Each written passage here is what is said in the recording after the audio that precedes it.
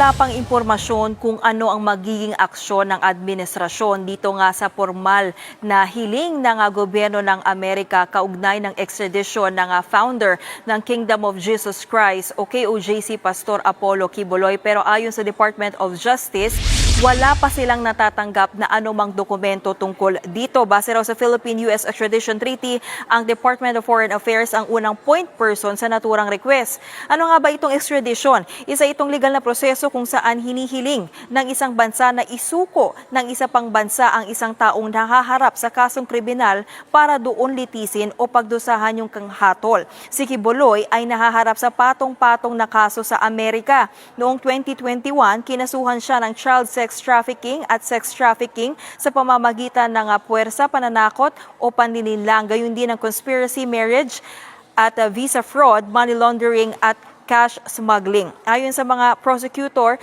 ng Amerika, ginamit umano ni Quiboloy ang simbahan para mag-recruit ng mga miyembro na pinilit mangalap ng donasyon.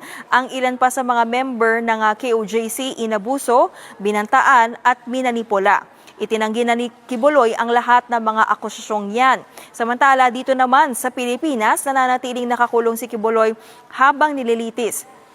Para yan sa kasong qualified human trafficking at child abuse. Kaugnayan ng mga reklamong isinampa ng Department of Justice matapos ang mga aligasyon ng dating miyembro ng KOJC. Noong 2024, nagtago si Quiboloy matapos siyang ipaaresto ng korte bago sumuko sa mga otoridad noong September ng parehong taon. Patuloy rin niyang itinatanggi ang lahat ng akusasyon. Sa ngayon, Julius, hindi pa nangangahulugan na ang request nitong Amerika ay ibig sabihin ay agad na siyang ipapadala doon. Dadaan muna itong extradition request sa pagsusuri ng Department of Justice at pag-aproba ng mga korte dito sa Pilipinas.